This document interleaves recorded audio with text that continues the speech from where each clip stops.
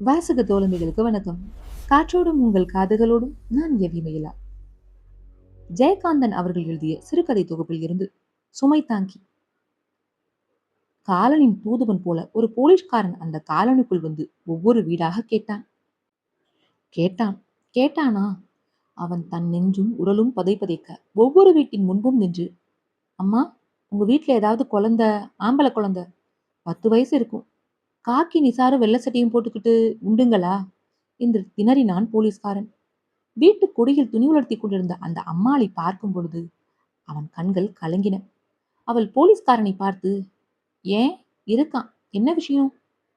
ஏலே ஐயா, இங்க வா என்றதும் உள்ளிருந்து ஒரு பையன் ஓடி வந்து போலீஸ்காரனின் தலையை கண்டதும், நான் வரமாட்டேன் என்று பயந்து உள்ளே ஒளிந்து கொண்டான். எதுக்குடாயா பயப்படுற, ஒன்னும் பண்ண மாட்டார், வா என்று பையனை அழைத்தாள் தாயார். போலீஸ்காரன் பெருமூச்சு விட்டான். கூப்பிடாதீங்கம்மா, இருக்கட்டும். தோ அங்க ஓவர் பிரிட்ஜு கிட்ட லாரியில சிக்கி ஒரு பையன் போயிட்டாமா, அப்படியே மண்டை தெரிச்சு போச்சம்மா என்று சொல்ல முடியாமல் சற்று நேரத்திற்கு முன் தன் பாவம் செய்த விழிகளால் கண்டதை எண்ணும் பொழுதே போலீஸ்காரரின் உடம்பு சிலிர்த்தது. ஐயோ தெய்வமே, அப்புறம் என்னாச்சு புள்ள உசுருக்கு என்று அவள் கேட்டு முடிக்கும் முன் மற்றொரு பெருமூச்சையே பதிலாக சொல்லிவிட்டு நகர்ந்தான் போலீஸ்காரன். அங்கிருந்து போகும் பொழுது, இந்த காலனியில இருக்கிற புள்ளதான்னு சொன்னாங்க, புள்ளங்களை ஜாக்கிரதையா பாத்துக்கங்கம்மா என்று சொல்லிவிட்டு அடுத்த வீட்டின் முன் நின்று ஒரு பெரிய சோகத்தை எதிர்நோக்கி தவிர்க்கும் தனது நெஞ்சை இறுக்கி பிடித்துக் கொண்டே, அம்மா, உங்க வீட்டுல ஏதாவது குழந்தை என்று ஆரம்பித்தான் போலீஸ்காரன். எங்க வீட்டுல குழந்தையே கிடையாதே என்றாள் வீட்டுக்குள்ளிருந்து ஒருவள். அம்மா, நீ புண்ணியவதி என்று அந்த பெறாதவளை எண்ணி மனதுக்குள் பெருமைப்பட்டவாறே பெற்று வளர்த்து இன்று தெருவிலே ரத்தமும் சதையுமாய் தன் செல்வத்தை சூறையிட்டு விட்ட குழந்தைக்கு உரிய பாவியை தேடிச் சென்றான் போலீஸ்காரன். ஒவ்வொரு வீட்டின் முன் நிற்கும் பொழுதும் அது அந்த வீடாய் இருக்கக்கூடாதே என்று அவன் மனம் பிரார்த்தித்தது. ஒவ்வொரு பெண்ணை பார்க்கும் பொழுதும், ஐயோ, இவள் அந்த தாயாராய் இருக்க வேண்டாமே என்று அவன் இருதயம் கெஞ்சியது. எப்படி இருந்த போதிலும் இந்த காலனிக்குள் ஏதோ ஒரு வீட்டில் யாரோ ஒரு தாயின் இதயத்தில் அந்த டைம்பாம் நேரம் வந்ததும் வெடித்து சிதறத்தான் போகிறது என்ற நினைப்பு வந்ததும் போலீஸ்காரன் தயங்கி நின்று திரும்ப போய்விடலாமா என்று யோசித்தான். அந்த சோகத்தை தன்னால் தாங்க இயலாது என்ற நினைப்பிலேயே அந்த காட்சி அவன் மனத்தில் உருவாகி உடம்பும் முகமும் வியர்த்து நாக்கு உலர்ந்தது. ஒரு வீட்டின் திண்ணை மேல் என்று ஆசுவாச பெருமூச்சுடன் உட்கார்ந்து தொப்பியை கலற்றி கர்ச்சீப்பால் முகத்தையும் கழுத்தையும் துடைத்துக் கொண்டான். திரும்பி போய்விட்டால் என்ன என்று மனது மீண்டும் உறுதியற்று குழம்பியது. நான் போய்விட்டால் அதனால் அந்த குழந்தைக்கு ஒரு தாய் இல்லாமல் போய்விடுவாளா? ஐயோ, அது தாயில்லா குழந்தையாய் இருக்கக்கூடாதா? ஒருத்தி 10 மாதம் சுமந்து பெத்த குழந்தையை இப்படி கேள்வி முறையில்லாம எடுத்துக்கிற கடவுளுக்குத்தான் என்ன நியாயம்? சீ சீ, கடவுள்தான் உயிரினங்களை உண்டாக்குறார். இந்த யமன்தான். யமனை உண்டாக்குனது யாரு? அவன் இப்படி அக்கிரமம் பண்ண இந்த கடவுள் எப்படி சம்மதிக்கிறாரு? அந்த கடவுளே 10 மாசம் சுமந்து பெத்திருந்தா தான் தெரியும் எப்படித்தான் தாங்க போகுதோ அந்த பெத்த வயிறு. மனுஷன் சாகிறது பெரிய சோகம் இல்லை, அதை பார்த்து மத்தவங்க துடிக்கிற கோலம் இருக்கே, அட கடவுளே.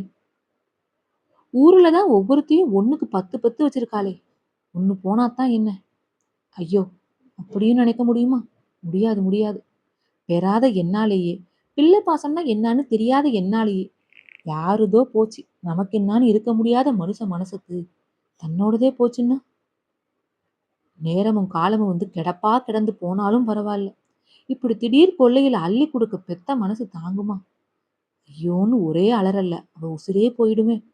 அட தெய்வமே, சாவுன்னு ஒண்ணு இருக்கும் பொழுது பாசம்னு உன்னை ஏண்டாப்பா உண்டாக்கின? கொஞ்ச நாளைக்கு முன்னே சிட்டுக்குருவி மாதிரி ஒரே சந்தோஷமா பறந்து திரிஞ்சு ஓடிக்கிட்டு இருந்தானே, கையில ஐஸ்கிரீம் குச்சியை புடிச்சுக்கிட்டு ஓடியாந்தான். நான் தான் பாவி, பார்த்துக்கிட்டே நிக்கிறேனே. அது நடக்க போகுதுன்னு தெரியுது. விதிதான் என் கையில காலை வாயெல்லாம் கட்டி கண்ணை மட்டும் துறக்க வச்சு எவ்வளவு கோரமான விளையாட்டை நடத்தி காட்டிடுச்சு. பையன் கத்துனானா? ம்ஹும். அதுக்குள்ள வந்துடுச்சே சாவு. போற உசுறு ஐஸ்கிரீமுக்காக இல்ல தவியா தவிச்சிருக்கும். சாவுல இருக்கிற கோரமே அதுதான். திடீர்னு வந்து சாதாரண அல்ப ஆசையை பெருசாக்கி ஏமாத்திடும். இன்னும் இவ்வளவு நாளிதான்னு முன்னெச்சரிக்கை கொடுத்து வந்துச்சுன்னா மனுஷன் சந்தோஷமா செத்துருவானே. அது பொறுக்குமா அந்த கொலகார தெய்வத்துக்கு? சாவும் போது எல்லா உசுருங்களுக்கும் ஒரு ஏமாத்தம்தான் மிஞ்சி நிற்கும் போல இருக்கு. ஆமா, இருக்கும்போது எவ்வளவு அனுபவிச்சாலும் சாகும்போது கிடைக்க போறது ஒரு ஏமாத்தம்தான். ஐயோ! என்ன வாழ்க்கை! அந்த மாதிரி தான் அன்னைக்கு ஒரு நாள் ஸ்டேஷன்ல ஒரு சிட்டுக்குருவி கீச்சு கீச்சுன்னு கத்திக்கிட்டு பொட்டையோட ஒரு சேட்டை பண்ணிக்கிட்டு திரியறப்ப எல்லாம் இன்ஸ்பெக்டர் ஐயா கூட வேடிக்கை பார்த்துக்கிட்டு இருப்பார். பொட்டை மேல ஆண்குருவி திடீர்னு எங்கிருந்தோ விசுக்குன்னு பறந்து வந்து தாவி ஏறினப்போ அந்த கழுத காய்ச்சி மூச்சுன்னு கத்திக்கிட்டு எதிர்ச்சுவத்துல இருக்கிற ஒரு பொந்துல போய் உக்காந்துக்கிட்டு கிரீச்சு கிரீச்சுன்னு ஏக்கம் காட்டுச்சு. அந்த ஆணுக்கு ஏமாந்த வரியில படபடான்னு நெஞ்சு அடிச்சுக்குது. உடம்ப சிலிப்பிக்கிட்டு ஒரு நிமிஷம் பொட்டைய முறைச்சு பார்த்துச்சு. அந்த பார்வையில பொட்டைக்கு மனசு மாறி போச்சு. மனசு மாறினப்புறம் இந்த சனியனை ஆண்குருவி கிட்ட போயிருக்க கூடாதா? பொல்லா கழுத மவிழுது இந்த பொந்துலயே. வெக்கப்பட்டுக்கிட்டு திரும்பி உக்காந்துக்கிடுச்சு. அது திரும்பினதுதான் தாமசம். இருட்டுன்னு ஒரு பாய்ச்ச பாஞ்சுது ஆணு. நானும் இன்ஸ்பெக்டரும் நடக்க போற காரியத்தை பாக்குறதுக்கு தயாரா திரும்பணும். இன்ஸ்பெக்டர் என்னை பார்த்து கண்ணு சிவுண்டுறாரு. அதுக்கு என்னங்க, எல்லா உசிரங்களுக்கும் உள்ளது தானேன்னு நான் சொல்லி வாய மூடல. கிரீச்சுன்னு ஒரு சத்தம். ஆண் குருவி பொட்டுன்னு என் காலடியில வந்து விழுந்தது. தலை பூரா செவசெவன்னு ஒரே ரத்த கலர். ஐயோ கடவுளேன்னு அண்ணாந்த கடகடான்னு சாவோட சிரிப்பு மாதிரி அந்த பழைய காலத்து ஃபேன் சுத்திக்கிட்டு இருக்குது. இன்ஸ்பெக்டர் எந்திரிச்சு ஓடியாந்து அதை கையில எடுத்தாரு. ம் போயிடுச்சுய்யா. நீ சொன்னியே இப்போ எல்லா உசுருங்களுக்கும் உள்ளதுதான்னு. சாவை பத்தி தானே சொன்னேன்னு கேட்டுக்கிட்டே ஜன்னல் வழியா அதை தூக்கி வெளியே போட்டுட்டார். அந்த ஆண்குருவி ஃபேன்ல அடிபட்டு செத்தது ஒன்றும் பெரிய விஷயம் இல்லை. ஆனா அந்த பொட்டை எதையோ எதிர்பார்த்து காத்திருந்த அந்த பொட்டைக்குருவி தவிச்ச தவிப்பு இருக்கு. ஐயோ ஐயோ! அப்பத்தான் தோணுச்சு, கடவுள் ரொம்ப கேவலமான கொலைகாரன்.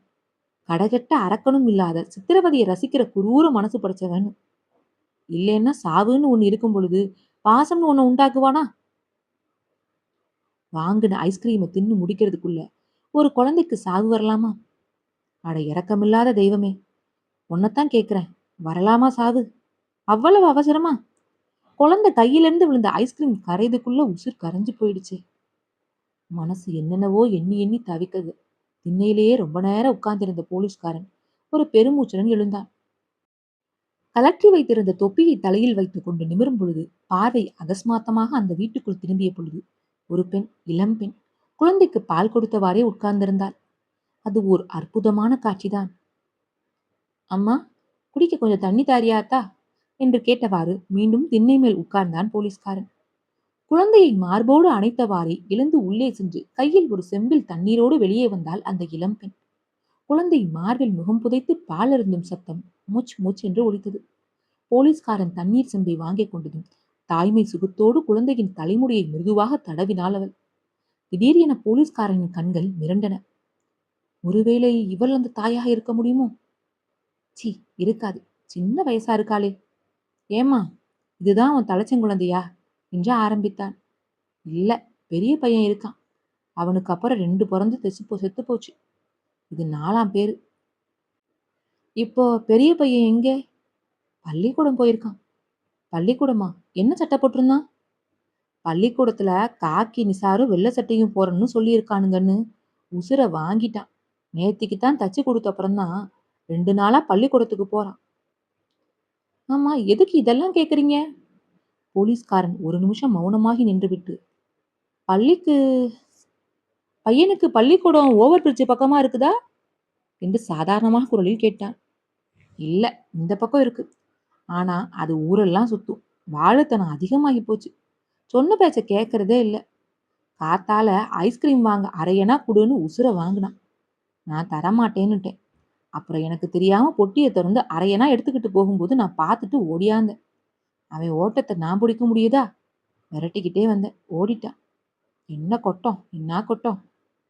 எனக்கு வச்சு சமாளிக்க முடியல. வந்த ஆத்திரத்துல அப்படியே ஒளிஞ்சு போ, திரும்பி வராதேன்னு திட்டிட்டேன்.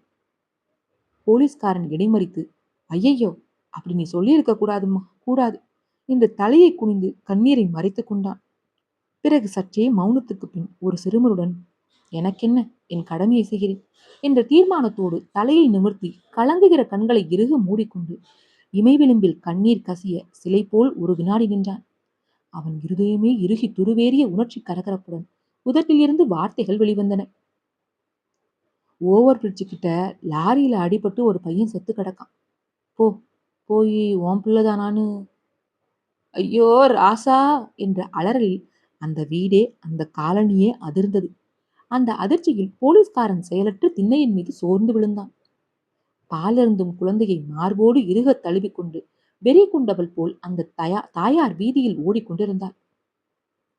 இன்னும் ஒரு தெரு தாண்டி போகணுமே என்ற பதபதைப்புடன் கைக்குழந்தையை இடுப்பில் இடுக்கிக் கொண்டு மேல் துகில் விலகி ஒற்றை முளை வெளிதெரிய தன் உணர்வு இழந்து தாய்மை உணர்வின் வெறி கொண்டு பாய்ந்து பாய்ந்து ஓடி வருகிறாள் அவள். விபத்து நடந்த இடத்தை வேடிக்கை பார்த்துவிட்டு எதிரில் வரும் கூட்டம் தாயின் சொரூபமாக இவள் வருவதைக் கண்டு திரும்பி இவளை பின்தொடர்ந்து செல்கிறது. கும்பலுக்கு எல்லாமே ஒரு வேடிக்கைதான். என்ன ஆச்சு? செய்தித்தாள் விவகாரம் போல் ஒருவர் கேள்வி கேட்க மேம்போக்காய் ஒருவர் பதில் சொல்கிறார். ஒரு பையன் லாரியில மாட்டிக்கிட்டான். அப்புறம் அப்புறம் என்ன? க்ளோஸ் தான் என்று ஹிஸ்டீரியா சிரிப்புடன் கைவிரிக்கிறான் ஒருவன். லாரிக்காரனுங்களுக்கு கண்ணு மண்ணு தெரியுதா? அவனுங்களை வச்சு மேலே ஏத்தணும் லாரிய என்கிறார் ஒரு மனுநீதி சோழன் பரம்பரை. அவர்களுக்கு ஆத்திரப்படுவதே ஒரு சுவாரஸ்யம். வீதியின் மறுகோடியில் அந்த போலீஸ்காரன் ஓடி வருகிறான். திருடனை துரத்தி பிடிக்கும் திறன் உள்ளவன் தான். பாசத்தின் வேகத்தை தொடர முடியாமல் பின்தங்கிவிட்டான். இடுப்பு பிள்ளையுடன் ஓடோடி வந்து கடைசி தெருவையும் தாண்டி விபத்து நடந்த தெருவுக்குள் நுழைந்த பொழுது கூட்டத்தின் நடுவே இருந்து ஒருத்தி தரையில் விழுந்து புரண்ட கோலத்துடன் இரு கைகளையும் வானத்தை நோக்கி உயர்த்தி, அட கடவுளே உனக்கு கண்ணில்லையா என்ற கதறி அழுவதைக் கண்டதும் இந்த தாய் நின்றார். கண்களில் தாரை தாரையாய் கண்ணீர் வழிய இவள் சிரித்தாள். அது நம்ம ராசா இல்லடி, நம்ம ராசா இல்ல என்று கைக்குழந்தையை முகத்தோடு அணைத்துக் கொண்டு சிரித்தாள். இருதயம் மட்டும் இன்னும் தேம்பி தேம்பி விம்மிக் கொண்டே இருந்தது. இப்பொழுதுதான் தாய்மை உணர்வின் வெறி அடங்கி தன்னுணர்வு கொண்டாள். மார்பு துணியை இழுத்து விட்டு கொண்டாள். அருகில் வந்து நின்ற போலீஸ்காரனிடம், ஐயா அது என் பையன் இல்ல, வேற யாரோ ஐயா, அது என் பையன் இல்ல என்று கண்களை மூடி தெய்வத்தை நினைத்து கரம் கூப்பினாள். சீ, இவ்வளவுதானா? தாய்ப்பாசங்கிறது இவ்வளவு அல்பமா? ஒரு சின்ன வட்டத்துக்குள்ள முடங்கி போறதுதானா என்று முகம் சுளித்த போலீஸ்காரன் விபத்து நடந்த இடத்தை நோக்கி நடந்தான். கும்பலின் நடுவே வீழ்ந்து கதறிக் கொண்டிருப்பவளை பார்த்ததும் போலீஸ்காரன் திடுக்கிட்டான். அங்கே அவன் மனைவி மார்க்கெட்டுக்கு போய்விட்டு வரும் வழியில் இந்த கோரத்தை பார்த்து விட்டாலோ? அதோ காய்கறி பை கீழே விழுந்து சிதறி கிடக்கிறதே. அடி பாவி, உனக்கேண்டி தலையெழுத்து என்று முழகினாலும் போலீஸ்காரனால் பொங்கி வரும் அழுகையை அடக்க முடியாமல் குழந்தை மாதிரி விம்மி விம்மி அழுதான். தங்கம், இதெல்லாம் என்னடி என்று அவளை தூக்கப் போனான். புருஷனை பார்த்ததும் அவள் குமுறி குமுறி அழுதாள். ஐயோ பாத்தீங்களா இந்த அநியாயத்தை? இதை கேட்க ஒரு போலீஸ் இல்லையா? ஒரு சட்டம் இல்லையா? 20 வருஷமா நாம எவ்வளவு தவம் இருந்தோம். வரமா வரம் கேட்டும் கொடுக்காத அந்த கண்ணை விஞ்ச சாமி தெய்வம் இப்படி அநியாயமா ஒரு வைரப்புதையல வாரி இறைச்சிருக்கே என்று கதறினாள். தங்கம், அவங்கவுங்க விதிக்கு நம்ம அழுதா போருமா? எந்திரி, பைத்திய மாதிரி புலம்புறியே, வீட்டுக்கு போலாம் வா என்று மனைவியின் கையை பிடித்து தூக்கினான் போலீஸ்காரன். அவள் அவனை திமிரிக் கொண்டு விலகி நின்றாள். அழுத கண்கள் அவன் முகத்தை விரிக்க, இது ஏன் குழந்தை, ஆமா இது ஏன் குழந்தைதான் என்று பிதற்றினாள். போலீஸ்காரனின் கண்கள் இறந்தது தன் குழந்தையல்ல என்று தன்னைத்தானே ஏமாற்றிக் கொண்டு அதோ வேடிக்கை பார்க்கும் உணர்ச்சியில் வருகிறாளே அந்த பரிதாபகரமான தாயை விரித்தன. ஐயோ பாவம் அவள். அடுத்து அங்கே நிகழப்போகும் ஒரு கொடிய சோகத்தை காண விரும்பாமல், தன் மனைவிக்கும் அதை காட்ட விரும்பாமல் அவளை வீட்டுக்கு அழைத்து போக அவன் கரத்தை பற்றி தூக்கினான். அவள் அவனோடு புலம்பி புலம்பி அழுதவாறு தளர்ந்து நடந்தாள். கும்பல் இரண்டாக பிரிந்து இந்த போலீஸ்கார தம்பதிகளின் சோக நாடகத்தை வேடிக்கை பார்த்தவாறே அவர்களின் பின்னே வந்தது. பாவி, ஒரு குழந்தைய பெத்து கொஞ்சறதுக்கு தான் பாக்கியம் செய்யாத மலடி ஆயிட்டேன். செத்துப்போன ஒரு குழந்தைக்கு கூட அழக்கூட எனக்கு சொந்தமில்லையா என்று திமிரிய அவளை வலுக்கட்டாயமாய் இழுத்து சேர்த்து சென்றான் போலீஸ்காரன். அந்த தெரு கோடியிலே உள்ள தன் வீட்டு அருகே மனைவியை அழைத்து வரும் பொழுது தூரத்தில் விபத்து நடந்த இடத்தில் இருந்து அந்த டைம் பாம் வெடித்தது. போலீஸ்காரன் காதுகளை மூடிக்கொண்டான். ஐயோ என் ராசா என்று காலனியில் ஒலித்த அதே குரல் வீதியே அதிர வெடித்து எழுந்த பொழுது தன் பிடியில் இருந்து திமிரியோட முயன்ற மனைவியை இரு கைகளிலும் ஏந்தி தூக்கி கொண்டு வீட்டுக்குள் நுழைந்தான் போலீஸ்காரன். போலீஸ்காரனது ஏந்திய கரங்களில் மனைவியின் உடல் பாரம் மட்டுமா கனத்தது? அவன் தன் இதயத்தில் தாங்கும் உலகத்தின் சுமை, தாய்மையின் சோகம், அதன் அவனால் தாங்க முடியவில்லை. உள்ளே போனதும் இருவரும் ஒருவரை ஒருவர் தழுவிக்கொண்டு ஓவென்று கதறி அழுதனர். திடீர் என திரும்பி பார்த்த போலீஸ்காரன் வாசலிலும் ஜன்னல் புறத்தில் இருந்தும் கும்பல் கூடி நிற்பதை பார்த்து எழுந்து போய் கதவை படீர் படீர் என்று அறைந்து சாத்தினான். போலீஸ்காரன் வீட்டு முன்னே கூடியிருந்த கும்பல் மீண்டும் விபத்து நடந்த இடத்துக்கே ஓடியது. ஆமாம், கும்பலுக்கு எல்லாமே வேடிக்கைதான். கதை முற்றும். ஜெயகாந்தன் சிறுகதை தொகுப்பில் இருந்து சுமை தாங்கி. காற்றோடும் உங்கள் காதுகளோடும் நான் எவிமகிழா. இணைந்திருங்கள், இணைந்திருங்கள். தங்களது மேலான கருத்துக்களை பதிவிடுங்கள். புத்தக பரிந்துரை ஏதேனும் இருந்தால் செய்யலாம். நன்றி.